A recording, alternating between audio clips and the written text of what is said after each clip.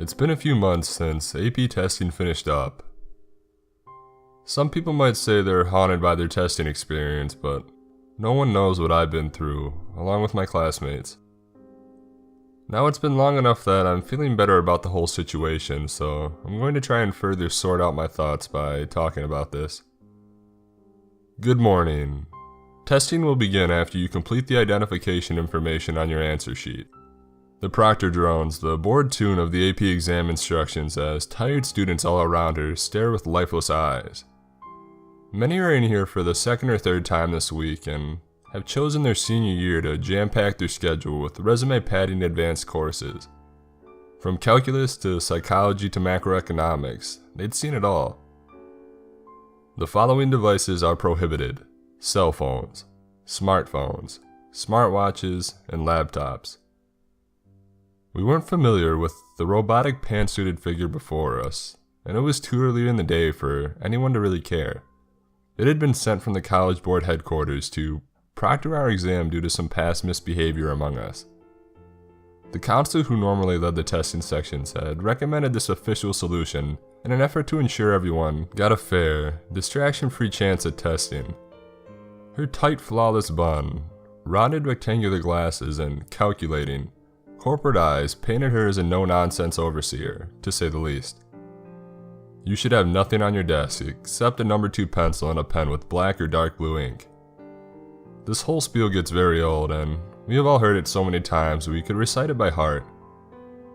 Her words echoed slightly off the particle board paneling off the auxiliary conference room that's across the street from the school building. This is a designated testing space, as it's not in the place where students walk through for classes, and the PA system isn't even hooked up in this building. She continues, and I say the next few lines along with her in my head. You may not leave the room at the end of testing until you have been dismissed. Don't do this, don't do that. We want our booklets so the pain can be over with already.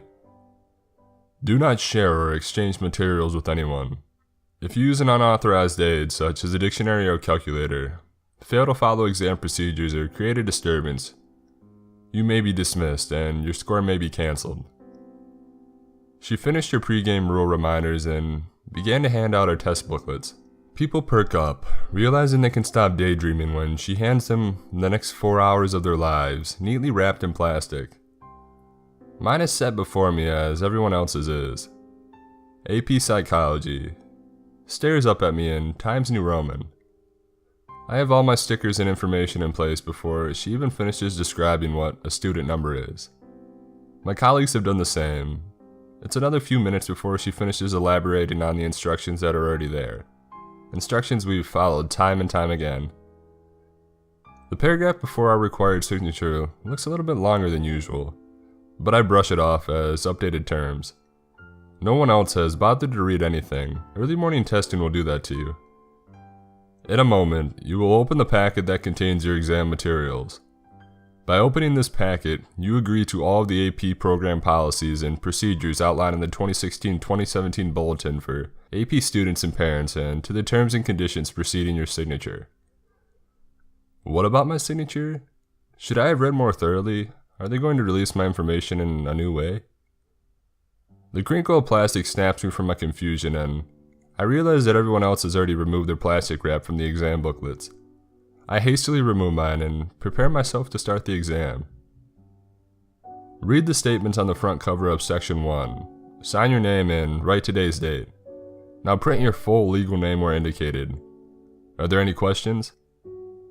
She peered at us over her proctoring script, daring us to raise a hand or speak up. No one did. No one had read the statements either. The scratching of pencil signatures died down, and the woman continued. Turn to the back cover of your exam booklet and read it completely. Look up when you have finished. Are there any questions? No one even looked down to read. You will now begin the exam. You have 1 hour. Open your booklets to page 1 and begin. Really? Just like that? Past exam beginnings had been rife with excessive information about time limits and stopping points and about how many questions and sections there were. If these are the kinds of changes that are being made, the College Board is onto something. I, like the 3 dozen others around me, open my booklet. My table mate steals a glance at me from my right and I narrow my eyes at her. She should know to keep to herself. We've all heard the stories of tests being taken from the hands of teary-eyed, clueless students. Finally, I take a conscious look at the questionnaire in front of me. It's strange. There's one question at the top, but no lines beneath it, as would be customary for a short answer problem. The bottom right corner also has a small gray stop sign icon that is reserved normally for the end of a section. Stop, it tells me, complete section 1 before you move on. But this section can't be 1 page long, can it? My attention then turns to the question itself. Welcome to the 2017 AP Psychology exam. Please follow all the instructions carefully to ensure proper results. Your instructions for section 1 are as follows. Punch your table mate as hard as you can. Once you have completed this task, you may move on to section 2. If you fail to follow these instructions in the allotted time, your AP exam score will be cancelled. I look around the room bewildered. No one looks haggard anymore. Our attentions are all firmly grasped by these strange instructions. I steal a glance around and notice others are doing the same. Several pairs of people seated at the same tables are eyeing each other. The entire room seems to hold its breath. Some heads turn to look at the proctor, seated in the far right corner reading a book. Someone raises their hand. It's Chris Pettis, arguably one of the smarter people in the senior class. This isn't his first rodeo, he's on AP test number 5 at this point. The proctor takes her time to insert her bookmark, stand up, and cross the room to where Chris was sitting. The eyes of every single student are glued to her. She bends at the waist to lower her ear to Chris's mouth and he whispers something to her. She straightens, nods her head at him, and returns to her corner. He looks shocked and has a hand and a pointer finger halfway up like he still has a question. After another tense moment, he looks around at all of us and then looks back down at his exam. Deflating, eyebrows furrowing once more. Suddenly, a shuddering gasp breaks the silence. From the top left table, Jenny Weber is holding a page in her pointer finger and the thumb as if it's burning her. She's several pages past section 1, reading ahead with her face growing more concerned as she goes. In a flash, the proctor is at her side, closing her booklet with one hand and placing the other on her back. She mumbles something in her ear and Jenny stands up, visibly shaken. The proctor then escorts her from the room, swiftly and quietly. We're all that much more dumbfounded. What on earth is going on? I know it's only a matter of time, however, until someone takes a swing and moves on to the next page. And sure enough, no more than 30 seconds later, a thump and a sharp intake of breath rings out in the otherwise deathly silent space. To my surprise, it came from Chris's table. The girl seated next to him holds her arm and rocks back and forth, then suddenly lashes out and strikes Chris in the side of the head. Everyone's heart skips a beat as he jerks, sways, rights himself, and looks at her. They hold eye contact for a fraction of a second before turning to section 2 of their booklets in unison. Chris pales as he starts reading, but very few people catch that. A quiet chaos has broken out. Once Chris threw that catalytic punch, the reservations of everyone else shattered. People started throwing fists left and right, all the while keeping eerily quiet. One by one, each set of partners exchanged punches, and not feebly either. Jenny Weber's table mate, now without a punchable person in close proximity, leans across the aisle and slugs his student to his left, looking pleased with himself for his ingenuity.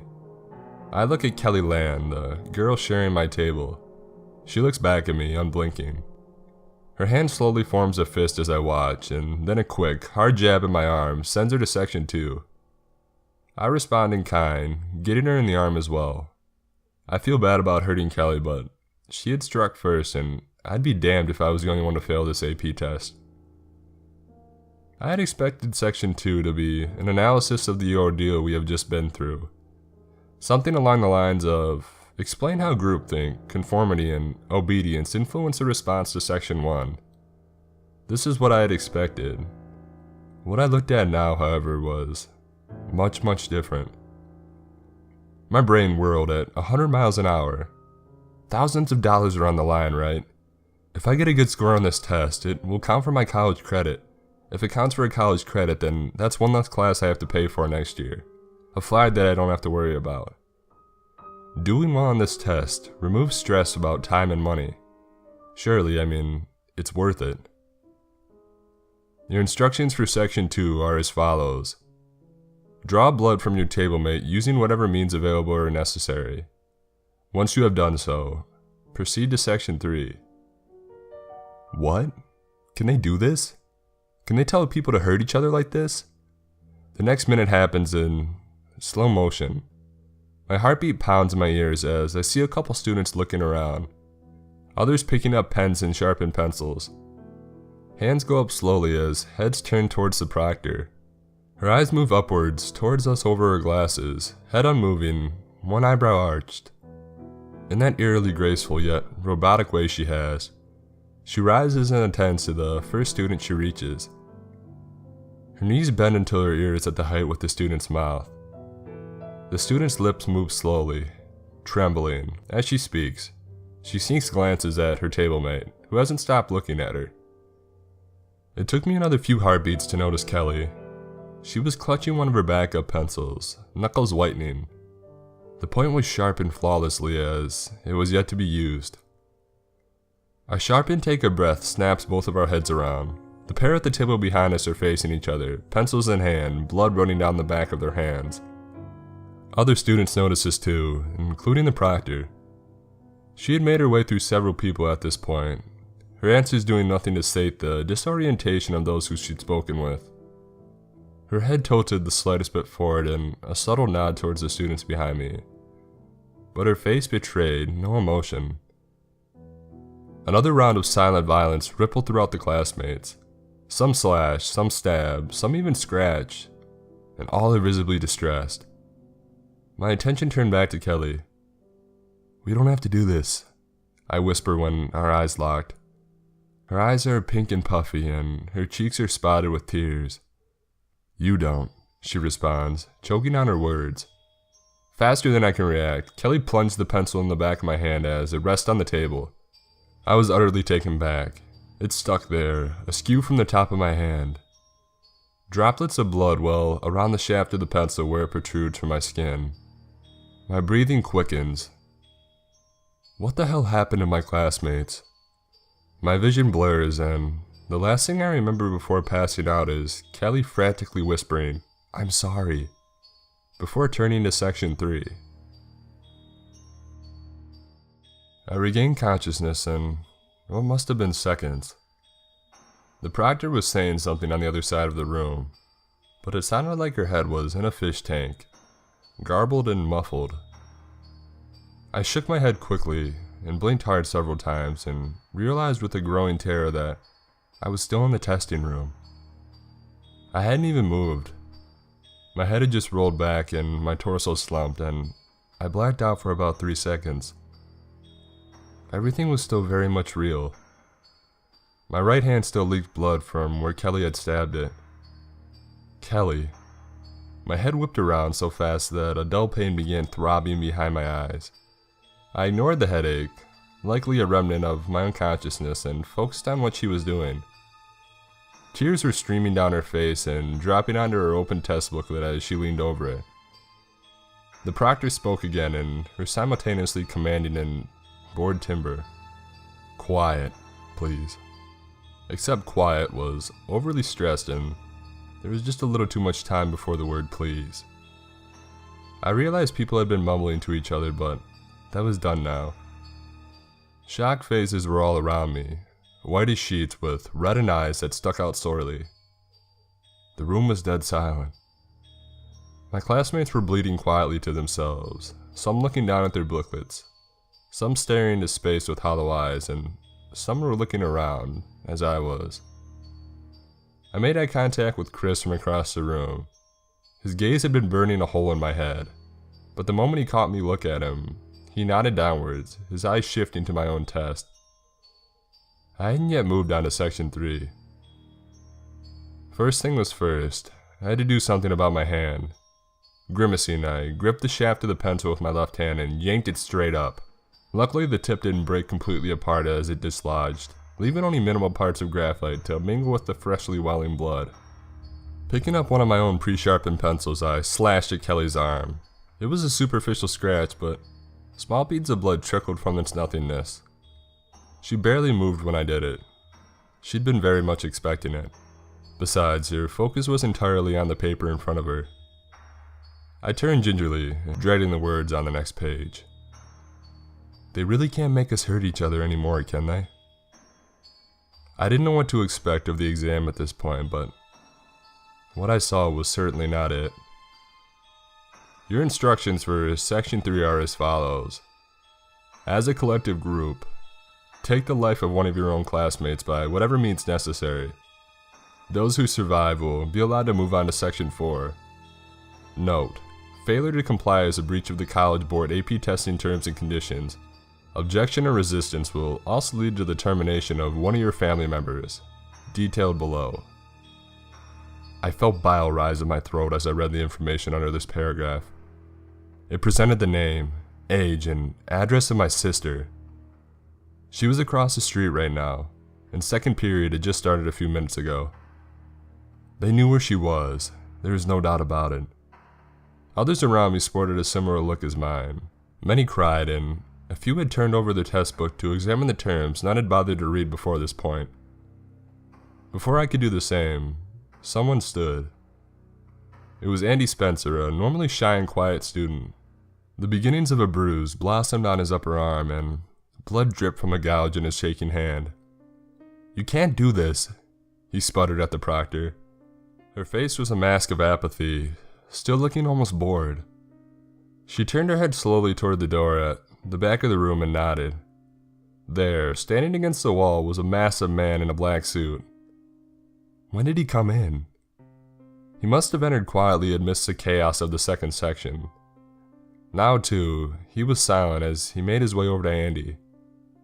Andy's eyes widened, glistening with a fresh set of tears as the man grabbed him by the arm and began to escort him from the room. "No!" Andy screamed as he tried to throw himself towards the proctor. "Don't hurt my mom!" But the proctor had looked away, back to her novel in her lap. After Andy's screams faded down the hall outside of our testing room, Chris was the first to stand silently and look around at us. A few joined him, seeming to scope out their classmates. Their predatory eyes swept over us, looking for a weakness. We were all weak, all crying, all bleeding, all shocked and disturbed by the occurrences of the morning. Everyone had a family member who had been threatened by this test. Questions buzzed through my head, one after another, and I was sure my classmates were similarly weighing our situation. Is this woman really from the College Board? What happens if I get up and leave? If I really had to, could I kill someone here? I noticed too late that people were amassing silently. Chris's outstretched finger was a damning arrow, the deciding factor in the choice of a victim. My realization then was that I was my own weakness. My right hand was out of commission, still dripping blood down to my fingertips. I had blacked out and surely remained visibly shaken and pale, and Chris was pointing straight at me. I backed away from him and the people at his sides. What happens to my sister if they pick me? They slowly continued towards me.